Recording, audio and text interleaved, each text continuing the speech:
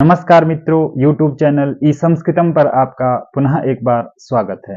मित्रों, अभी तक हमने द्वादश भावों के विचारणीय विषयों में 11 भाव तक संबंधित विषयों के बारे में चर्चा की है।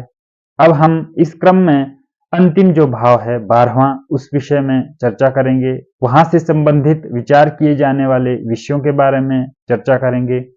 मित्रों, जैसा कि आप इस जन्मांग चक्र में देख सकते हैं, 12 संख्या जहां से हम 12वें भाव का विचार करते हैं, तो यहाँ पर जब भी हम संबंध के बारे में बात करते हैं तो वहां पर जो हमारे गुप्त शत्रु होते हैं उनका विचार हम 12वें भाव से करते हैं।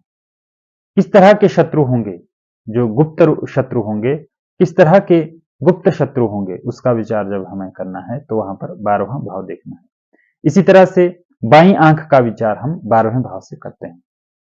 अगर स्त्री है तो दाईं आंख का विचार हम 12वें भाव से करते हैं, क्योंकि जब हमने द्वितीय भाव के क्रम में चर्चा की थी तो वहां पर आंखों का विचार द्वितीय भाव से किया जाता है, और जब पुरुष जातक है तो उसकी दाईं आंख का विचार हमने द्वितीय भाव से करना होता है, और बाईं आंख का विचार हम 12वें भाव से करते हैं। इसी तरह से स्त्री जातिका के संबंध में हमने उल्टा देखना है, विपरीत देखना है। तो अगला जो हमारा क्रम है वह है पांव। पांव में भी पुरुष अगर जातक है तो दाएं पांव का विचार हम 12वें भाव से करते हैं, और महिला के क्रम में विपरीत देखना है। इस तरह से हमने पांव के विषय में भी ज्ञान करना है। इसी तरह से अगला जो है वह व्यय। मित्रों, व्यय का भाव, एक्सपेंडिचर का भाव 12वां भाव माना जाता है।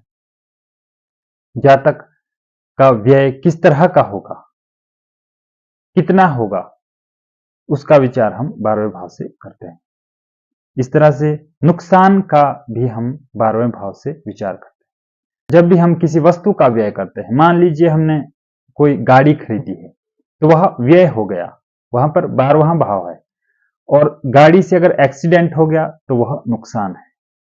तो व्यय का, नुकसान का विचार हम 12वें भाव से करते हैं। जैसे मान लीजिए कोई वस्त्र खरीदे हैं, कोई सामान खरीदा है तो वह व्यय है, और वहीं अगर वस्त्र फट गए हैं, वह कोई सामान है वह टूट गया है, तो वहां पर वह उसका नुकसान है। तो इन व्यय का, नुकसान का विचार हम 12वें भाव से करते हैं। इसी तरह से 12वां भाव जो है वह हॉस्पिटलाइजेशन है, अस्पताल है। जब भी छठा जो भाव है वह रोग का है, छठे भाव का संबंध 12वें भाव से बनेगा तो वह रोग जो है वह अस्पताल तक लेकर के कहीं ना कहीं जाएगा। 8वां भाव अगर वहां पे जुड़ जाए, 6, 8, 12, मित्रों 6, 8, 12 जो भाव है वह जन्मांग चक्र में सबसे दोह स्थान कहे गए हैं, बुरे स्थान कहे गए हैं। इनका फल हमेशा कहीं ना कहीं बुरा ही माना जाता है।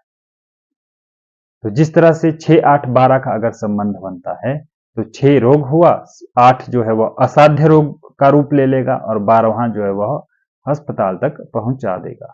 इस तरह से हम 12वें भाव से अस्पताल का विचार करते हैं। चिकित्सीय जो उपचार होते हैं वह 12वां भाव माना जाता है। इसी तरह से 12वां भाव जो कि अंतिम भाव है, मोक्ष का भी माना जाता है, मुक्ति का भी माना जाता है। जातक अंतिम समय में मुक्ति प्राप्त करेगा अथवा नहीं करेगा, उसकी क्या गति रहेगी, उसका विचार हम 12वें भाव से करते हैं। अगला जो विषय है वह मृत्यु का है। मृत्यु का विचार भी हम कहीं ना कहीं 12वें भाव से करते हैं, क्योंकि 12वां भाव अंतिम है। हमारी जो जीवन यात्रा है उसका अंतिम भाव है, अंतिम स्थान है।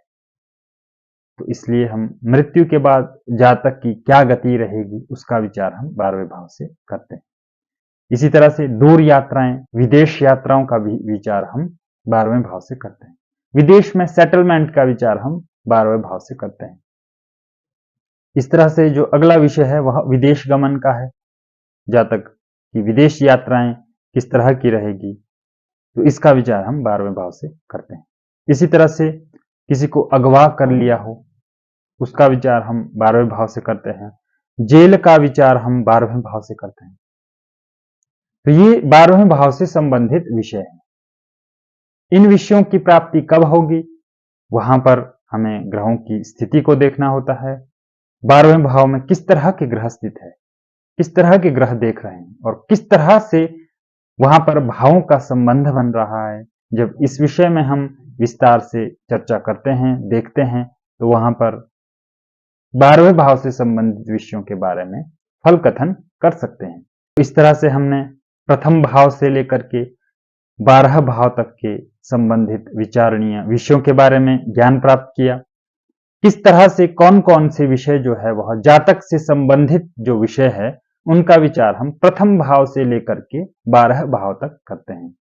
वहां पर शारीरिक अंगों में हमने जाना कौन कौन से शरीर के अंग भावों से विचार किए जाते हैं।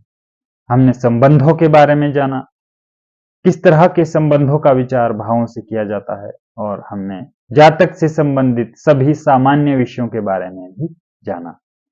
तो इस तरह से ये 12 भाव के संबंधित विषयों के बारे में हमने विस्तार से चर्चा की है। तो मित्रों, अब हम अगले क्रम में जानेंगे किस तरह से भावों का संबंध होकर के हमें विषयों की प्राप्ति होती है, किस तरह से भावों के संबंध होने से हमें भिन्न भिन्न विषयों की प्राप्ति होती है।